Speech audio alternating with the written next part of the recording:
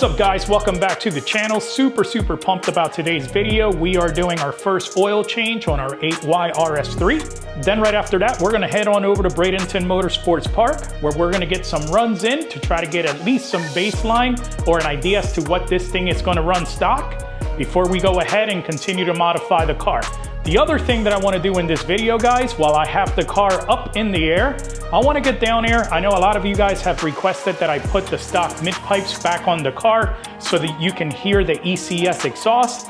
I know I think that the ECS exhaust with the current catless mid pipes that are on it, I think it's a little too loud. So I'm also curious to see what it sounds like. Plus, it's a great time to kind of bring the car as close to stock as possible before we head on over again to Bradenton Motorsports Park. If you haven't subscribed to our YouTube channel and this is content that you're interested in, do me a favor, smash that subscribe button. It helps us out a ton, especially as we try to get this channel off the ground.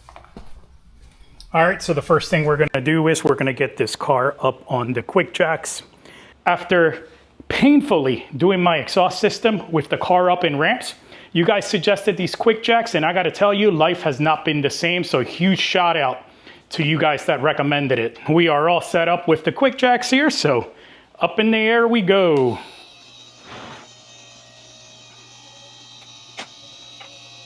So for starters, I know this is very basic, but here's your oil cap. I always like to remove that before draining the oil. Here is your oil dipstick. So again, we're gonna pull that out as well.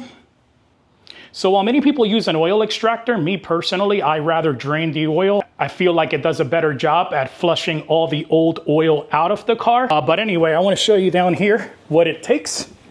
Literally, the first step is we gotta get rid of this entire splash guard here on the bottom. So there's several Torx bits. Again, this is not a how-to video, so I'm not gonna go through sizes, etc. But anyway, I'm gonna go ahead, I'm gonna remove that quickly here so I can show you how to access the oil filter housing and also the drain plug. So another thing that I wanted to show you guys is, I am so glad that Audi chose premium zip ties for this contraption here. Quite honestly, guys, I've never seen a car that actually had zip ties from the factory. While we're down here, even though the car only has 3,000 miles, I always like to check, like belts, make sure everything looks good. Hoses all look good. I don't even see any blow-by leaking through this like I've seen in some of the higher mileage cars. Super pumped, by the way, and relieved. Everything is dry on the bottom of the car. A lot of 8Y owners have reported signs of oil leaks or fluid leaks on the bottom of the car.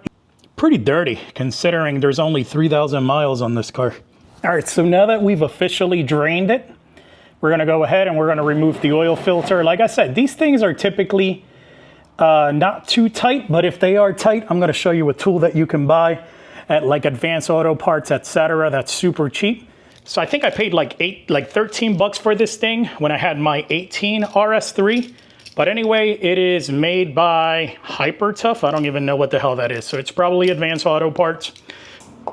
So you guys can see we got the old O-ring out. New O-ring literally just drops right in there. Should sit flush as soon as you drop it in there. There's nothing too crazy about it. That should sit just like that. And then what I like to do is I like to put some oil around that O-ring area. And then I also like to top this off with a little bit of oil as well. So when you first fire it up, you don't dry start it. And again, this here, I usually hand tighten this. All right guys, so next what we're gonna do is we're going to take the new drain plug and the new crush washer, and we're gonna get the drain plug on there. So.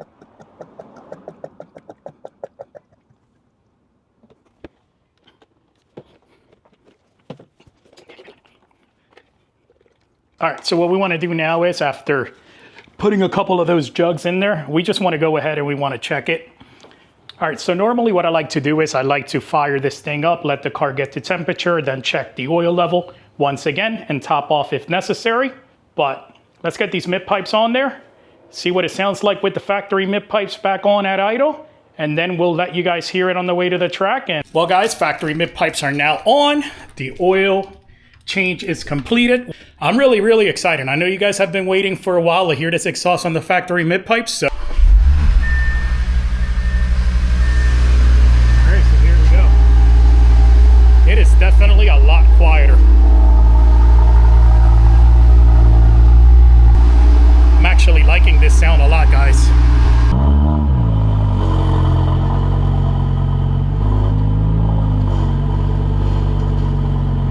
All right, last thing we need to do is reset this oil light. All right, so we are finally on our way to the track. Super hyped. I gotta tell you guys, for those of you guys considering this exhaust, it does sound a lot better with the factory mid pipes. There is virtually zero drone in the car. I feel like I can have a conversation at all RPMs. As you guys can hear right now, the windows are open. We're in performance mode, so the valves are fully open, and it actually sounds pretty nice in here, but when you get on it, it sounds freaking sick still.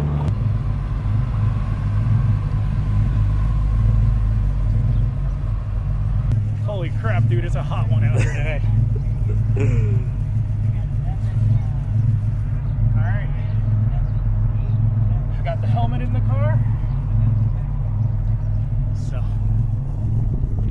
what do you think? I'm guessing first time in this car, probably low 12s. Really mad. That was not my car that sounded like that. It is so hot in here. 90 degrees. Hopefully the temperature drops a little bit before tonight.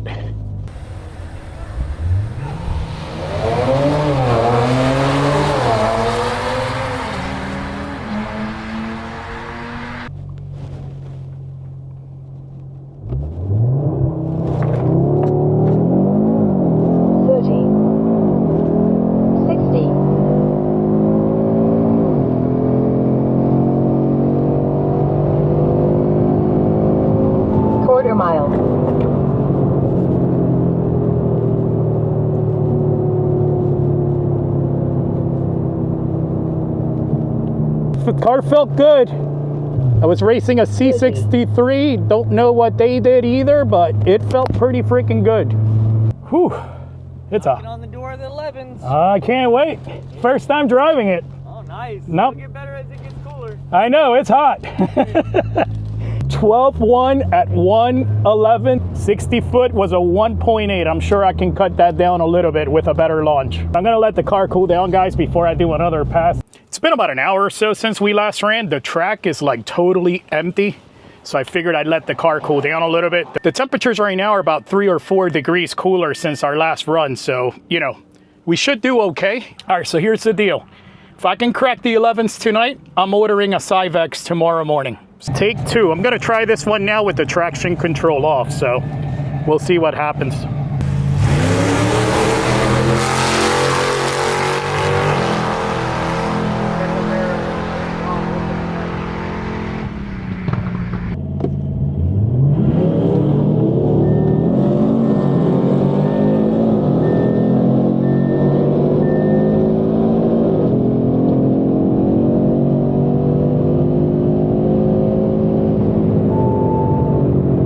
All right, that one felt a little bit slower, so we shall see how we did. Any better? On the door, man. Still much closer than the last one. Exactly. Mile an hour went up by 2, so That's what I said. You get that much closer. dude, I'm gonna get it on the next one. I have faith in you. All right, guys, 12:046 at 114. So definitely picked up another 2 mile an hour with the temperature change. 12-0. We went 12-0. Dude, almost, we picked up 2 mile an hour. Did you see that? Yeah. 111, that what was it, like 113? 113.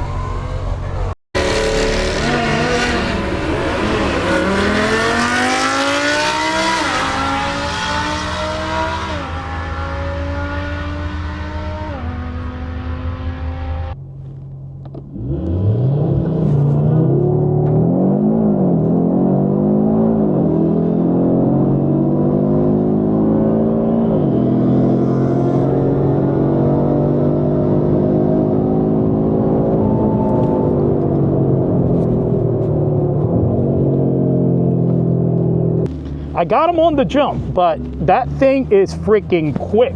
My goodness. I think what I'm gonna do, guys, is we're gonna let the car cool down for at least a half hour or so, walk around, and then do one more run. It's still really, really hot, so. Dude, that thing is fast as hell. Yes, he is. right there on the knocking on the door. I don't know, man. I think that left lane is quicker for me. All right, guys, so that was another 12. That was a, let's see here. I think that was another 12.1. It definitely felt slower.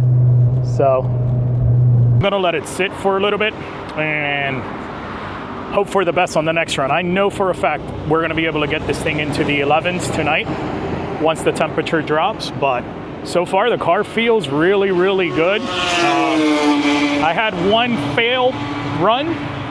Forgot to turn off the traction control, so once the car went all haywire on me after the launch, I'm like, I got a little nervous and hit the brakes, but thank God it was just the traction control wasn't turned off all the way. Last pass, we just did a 12.4, but that was also hot lapping it from the previous pass, so. Dude, this thing is badass. Hey, I love it, man. When we were lined up next to each other, I'm like, all right, that thing's quick off the line, and then all of a sudden, like mid-track, you're like, I'm like, holy shit. What do you got done to the RS3? It's bone stock. No shit. Yeah. Fast for bone stock. Beautiful night out here in Bradenton. There's Kyle's car. Beautiful car. Oh, they got it long ago. Here, let me show you guys this here real quick.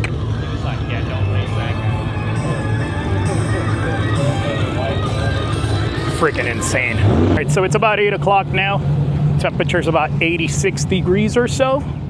I'm gonna go check under the hood, and I think I'm gonna go to the staging lanes.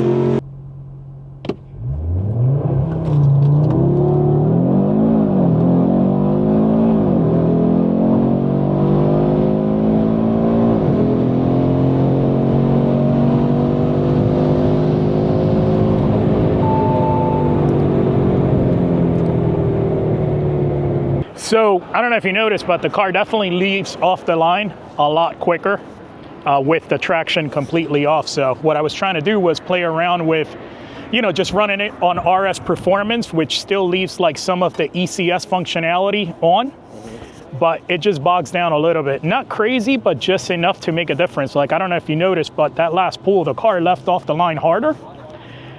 It obviously went the same speed as before because I think I did too many back-to-back pulls, you know what I mean? Like, I didn't even let it sit. I literally went around and then went back in, staged, and back up to the, you know, which I guess is the blessing and the curse of coming to an empty track, because it's like you want to just keep going around, but the reality is that, you know, you got to let this thing cool down, especially with this stock intercooler. This stock intercooler is garbage, so. And the weather's finally cooling down. Speaking of cooling down, I need to cool down because it is hot. I'd love to see your car out here. With some drag radials, your car would be pretty awesome. You just got to watch it that you don't break an axle.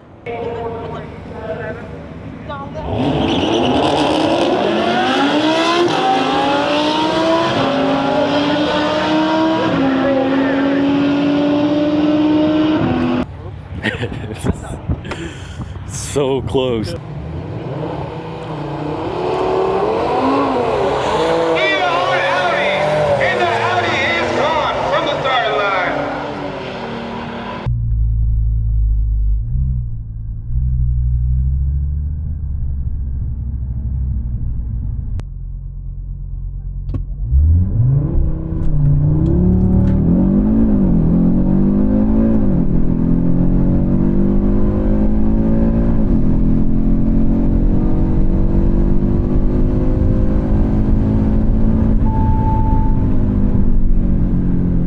Well, I mean, 12.0 at 113, 114, I guess that's as fast as she's gonna go tonight, man. I don't think we need to keep going.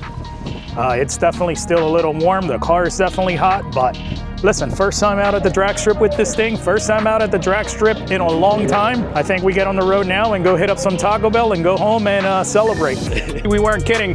Freaking Taco Bell to celebrate a good night. I know this video is not sponsored by freaking Taco Bell, but if Taco Bell wants to sponsor us, then hell yeah, bring it. Tonight, I'm gonna put a list together, gonna order some parts, and we're gonna begin to mod this thing because I'm fired up. Honestly, I'm not even disappointed not to break 11s for as hot as it was to 12.0. I know the trap speed's there. The 60 foot can still improve. So I think some suspension parts are definitely going to be on the list. I appreciate you guys watching. Thanks so much for joining us tonight. We'll catch you in the next video.